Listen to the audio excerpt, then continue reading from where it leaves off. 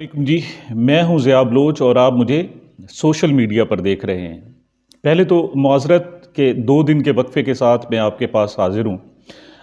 वो कुछ वजूहात थी, साफ ज़ाहिर है वो निजी भी हो सकती हैं।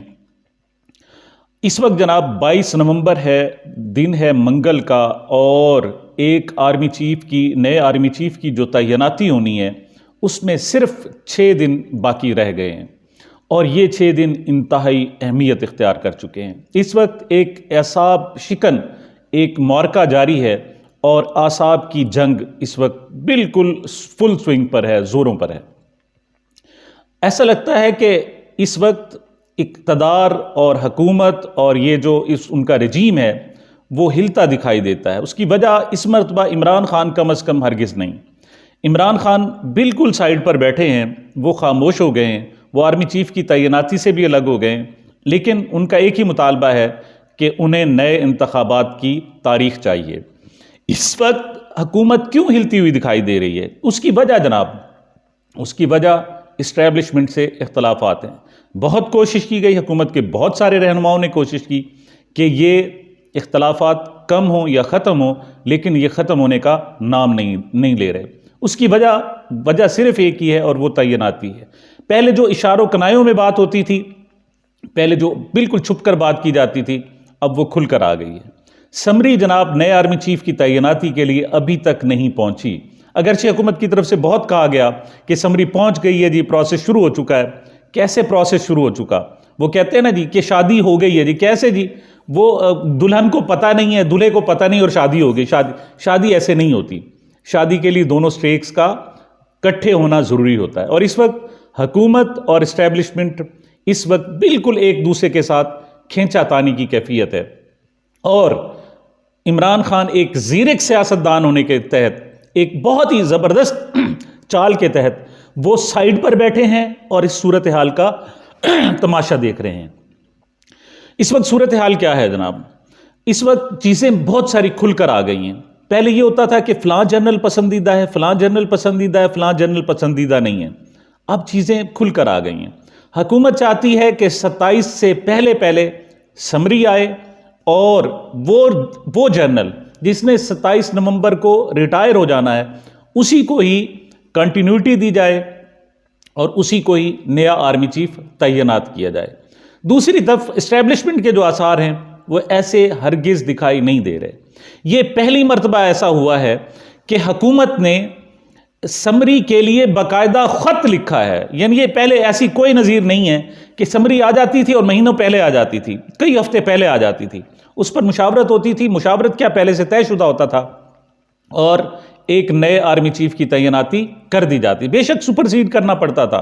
देखें, ज़ियाउल हक को जो लाया गया था वो बहुत नीचे से लाया गया था, ऊपर उठा के लाया गया था। उसके बाद बहुत सारे जनरल्स थे जो 5वें, 6ठे, 7वें नंबर तक भी थे, उनको भी लाया गया और आर्मी चीफ बना दिया गया। और उससे ऊपर जो जनरल्स थे उनको सुपरसीड होकर रिटायरमेंट लेकर वापस घर जाना पड़ा। लेकिन इस मरतबा ऐसा नहीं हो रहा। इस मरतबा समरी है कि अटकी हुई है। समरी कब आएगी? वो 27 के बाद भी आ सकती है जी। इस वक्त जो लेफ्टिनेंट जनरल हैं उनकी लिस्ट में एक जनरल का नाम है जो 27 को जिसने रिटायर होना है। अब हुकूमत को समझ आ गई है कि शायद इस्टेब्लिशमेंट इंतज़ार कर रही है कि उस जनरल का नाम निकल जाए और उसके बाद समरी भेजी जाए। इस पर हुकूमती हलकों में इंतहाई तशवीश की लहर दौड़ गई है। इस वक्त पहली मरतबा ऐसा हुआ है कि हुकूमत में रहते हुए हमारे जो वज़ीर हैं वो बाकायदा बोलना शुरू हो गए हैं और उन्होंने कहना शुरू कर दिया है कि समरी में इतनी ताख़ीर नहीं होनी चाहिए। कौन कह रहा है जनाब? शाहिद खाकान अब्बासी साहब कह रहे हैं जो साबिक वज़ीर आज़म हैं। वज़ीर दिफा साहब भी कह रहे हैं, वो भी यही कह रहे हैं। राना सनाउल्लाह साहब जो वज़ीर दाखिला हैं वो कह रहे हैं। जावेद लतीफ़ साहब। अब उनके सारे बयानात को आप देखें तो एक पैनिक सी है, एक सरासिंगी सी है और एक उजलत सी है, एक वहाँ परेशानी सी है, वहाँ एक तबीयत में इज़्महलाल सा है कि ऐसा क्यों हो रहा है कि समरी अभी तक नहीं पहुँची। वो समरी के लिए पहली मरतबा हुआ है कि वज़ीर आज़म को बाकायदा ख़त लिखना पड़ा है। ये ख़त डायरेक्ट GHQ नहीं गया बल्कि वज़ारत दफ़ा के पास आया और वज़ीर दिफा ख्वाजा आसिफ साहब ने तस्दीक की है कि उन्होंने ये ख़त आगे आर्मी को, इस्टेब्लिशमेंट को, GHQ को कम्युनिकेट कर दिया है कि समरी भेजें, लेकिन समरी है कि आने का नाम नहीं ले रही। बल्कि कुछ अखबारात ने तो आज लिख दिया कि समरी आ गई, लेकिन समरी अभी तक नहीं आई। खुद ख्वाजा आसिफ साहब ने उसकी तस्दीक की है। अब हुकूमत क्या करती है जी? हुकूमत इस वक्त दो लाहे अमल बना चुकी है। पहली बात तो ये, वो कहते हैं जी कि समरी जल्द आ जाए, जिसके इम्कानात अभी तक सामने नहीं आ सके। दूसरी बात, वो कहते हैं जी कि समरी का ना आना गैर कानूनी है। तीसरी बात, वो कहते हैं जी समरी में उनके पसंदीदा जनरल का नाम ना होना गैर कानूनी होगा और उसको बर्दाश्त नहीं किया जाएगा। अब धमकियां शुरू हो गई हैं, अब ताने शुरू हो गए हैं, अब एक दूसरे को आंखें दिखाना शुरू कर दिया गया है।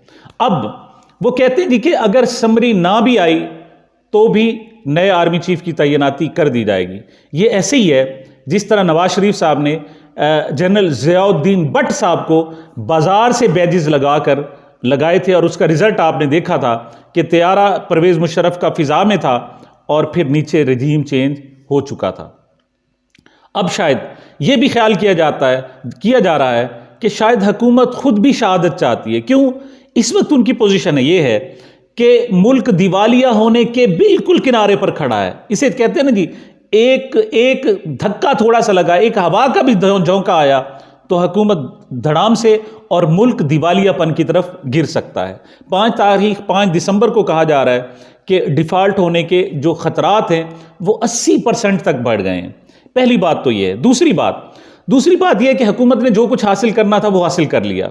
उन्होंने NRO2 तकरीबन कंप्लीट कर लिया और इस वक्त तकरीबन तमाम लोग बरी हो चुके, जो आले शरीफ के थे, जो आले जरदारी के थे और दीगर जमातों के जो भी लोग थे वो बरी हो चुके।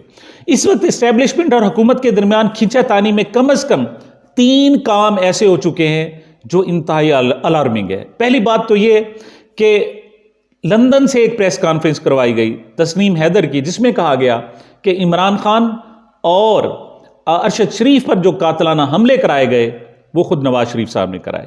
हुकूमत समझती है, नवाज शरीफ साहब और उसके हवारी ये समझते हैं कि ये प्रेस कॉन्फ्रेंस इमरान खान ने नहीं कराई बल्कि इसके पीछे इस्टेब्लिशमेंट है। अब इस्टेब्लिशमेंट को नीचा दिखाने के लिए एक और काम किया गया। वो क्या किया गया जनाब? कि पाकिस्तान में sitting army chief general Qamar Javed Bajwa के, उनके और उनके अहल खाना की जायदादों को और उनके टैक्स गोशवारों को और बहुत सारे माली मामलात को एक स्कैंडल की तरह सामने लाया गया है और पूरी दुनिया में दिखाया गया, जिसमें उन पर कोशिश की गई है साबित करने की कि उनके माली मामलात ठीक नहीं हैं। उसमें यह जाहिर करने की कोशिश की गई है कि आर्मी चीफ बनने के बाद वो, उनके अहल खाना और उनके इर्द गिर्द के जो लोग हैं वो एकदम करोड़ों से अरबपति बन गए। मैं समझता हूं कि ये जो सूरत हाल FBR की तरफ से सामने आई है, इससे इस्टेब्लिशमेंट बहुत ही ज़्यादा नाराज़ हुई है और उस नाराज़गी का एक अगला रद्द अमल आया है। वो क्या है जनाब? नवाज शरीफ साहब को लंदन छोड़ना पड़ा है और अचानक छोड़ना पड़ा है। उसके लिए बहुत सारी वजूहात बयान की जा रही हैं कि जी उनको हर 6 महीने बाद वीज़ा एक्सटेंड कराने के लिए बाहर जाना, एग्जिट होना पड़ता था। भाई वो 3 साल से लंदन में बैठे हुए हैं, पहले तो कभी ऐसी ज़रूरत पेश नहीं आई, अब क्यों ऐसी आई? उसकी 2 वजूहात।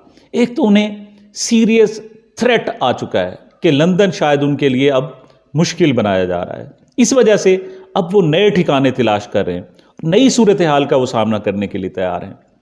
दूसरी तरफ जब उन्होंने रद्द अमल दिखाया कि जब उनको लंदन में नहीं रहना दिया जाएगा तो जो हुक्मरान, जो इस्टेब्लिशमेंट है वो भी आराम से नहीं रह सकेगी।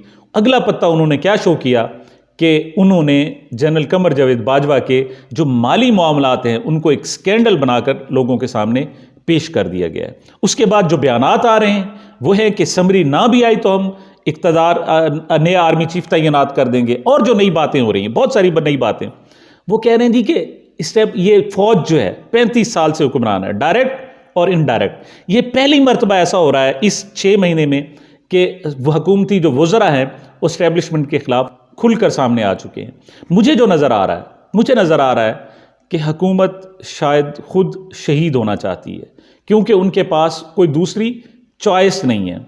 अवाम उन्हें इस वक्त रिजेक्ट कर चुके हैं। जो ज़िमनी इंतखाबात हुए उनमें उनको अपना असल चेहरा सामने आ चुका है। अब नवाज शरीफ साहब के लिए एक आखिरी सर्वाइवल की जंग ये है कि वो एंटी इस्टेब्लिशमेंट अपना बयानिया दोबारा से बहाल करके फिर आए, इलेक्शन लड़ें और शायद उनको कुछ ना कुछ पजीराई मिल जाए, वरना उन्हें मुस्तकबिल अंधेर नज़र आ रहा है, उनका मुस्तकबिल रोशन नज़र नहीं आ रहा।